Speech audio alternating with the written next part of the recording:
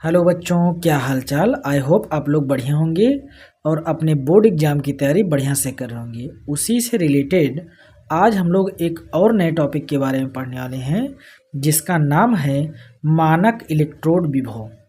यदि हमको मानक इलेक्ट्रोड विभव समझना है तो उससे पहले हम लोग ये समझते हैं कि इलेक्ट्रोड विभव क्या होता है, तभी हमको मानक इलेक्ट्रोड विभव समझ में आएगा। ठीक है, तो लिखा हुआ है यहाँ पर, जब किसी धातु के छड़ को उसी धातु के लवड़ीय विलयन में रखा जाता है तो धातु के छड़ धन या ऋण आयन आवेशित हो जाते हैं।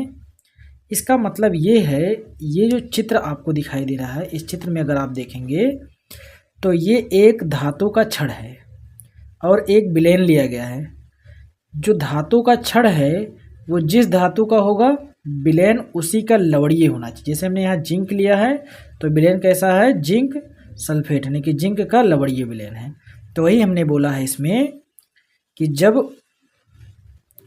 किसी छड़ को उसी छड़ के लवड़ीय विलयन में रखा जाता है तो धातु के छड़ के ऊपर या तो धनावेश आ जाता है या ऋण आवेश आ जाता है, जिससे धातु तथा विलयन के मध्य एक विभव उत्पन्न हो जाता है जिसे इलेक्ट्रोड विभव कहते हैं। यानी कि जब हम लोग किसी धातु के लवड़ीय विलयन में धातु के छड़ को डालते हैं तो विलयन और धातु के छड़ के मध्य क्या होता है, विभव का अंतर आ जाता है, विभव उत्पन्न हो जाता है, जिसे हम लोग क्या कहते हैं, इलेक्ट्रोड विभव। देखो फिर से एक बार, जब किसी धातु को उसी धातु के लवड़ीय विलयन में डाला जाएगा तो धातु के छड़ पर या तो धनावेश या तो ऋणावेश आ जाता है, जिसके कारण विलयन और धातु के छड़ के मध्य एक विभवांतर उत्पन्न हो जाता है या एक विभव उत्पन्न हो जाता है, जिसे हम लोग कहते हैं इलेक्ट्रोड विभव। क्या कहते हैं, इलेक्ट्रोड विभव। इसे ई से प्रदर्शित करते हैं, इसे ई से प्रदर्शित करते हैं। यदि ये इलेक्ट्रोड विभव आपको समझ में आया, अब हम लोग मानक इलेक्ट्रोड विभव को समझ सकते हैं। अब हम लोग देखते हैं मानक इलेक्ट्रोड विभव। देखिए ये बिल्कुल सेम टू सेम इलेक्ट्रोड विभव जैसा ही है, बिल्कुल।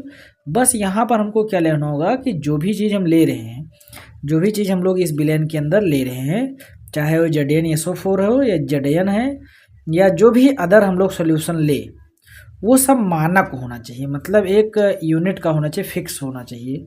ऐसा नहीं है कि कोई कभी 1 लीटर डाल दे, कभी 2 लीटर डाल दे, ऐसा नहीं होगा।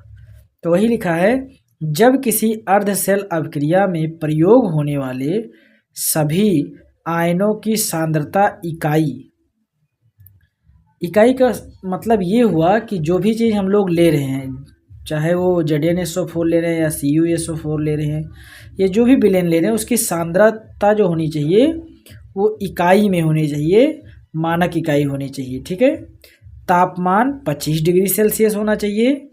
उसके बाद में जो दाब होना चाहिए 1 वायुमंडलीय होना चाहिए।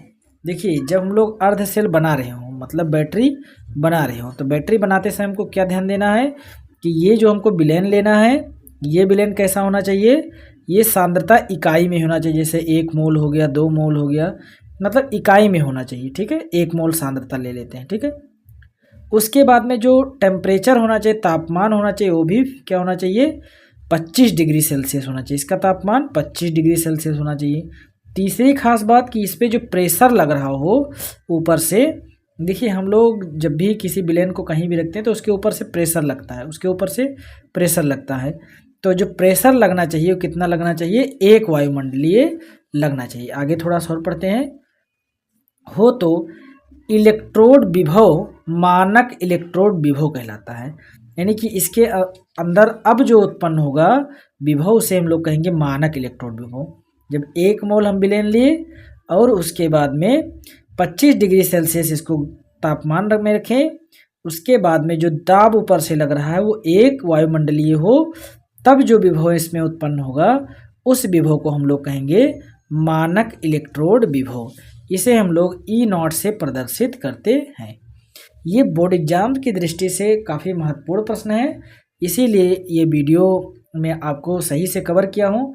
और यदि आप बोर्ड एग्जाम से रिलेटेड कई सारे वीडियो देखना चाहते हैं, जैसे ये चोक कुंडली है, उसके बाद में परासरण दाब है, का सबके आपको नोट्स बेहतर मिलेंगे।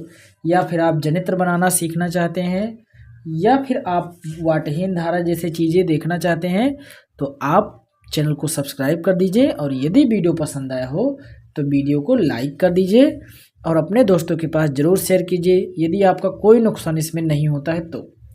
और देखिए केमिस्ट्री का भी हमारे पास काफ़ी बेहतर नोट्स है जिसका नाम हाइड्रोकार्बन वगैरह, ये सब आपको इसी चैनल के ऊपर मिल जाएगा। तो इसके लिए आप सब्सक्राइब कीजिए और बेल आइकन को प्रेस ज़रूर कीजिए। धन्यवाद, फिर मिलते हैं अगले वीडियो में।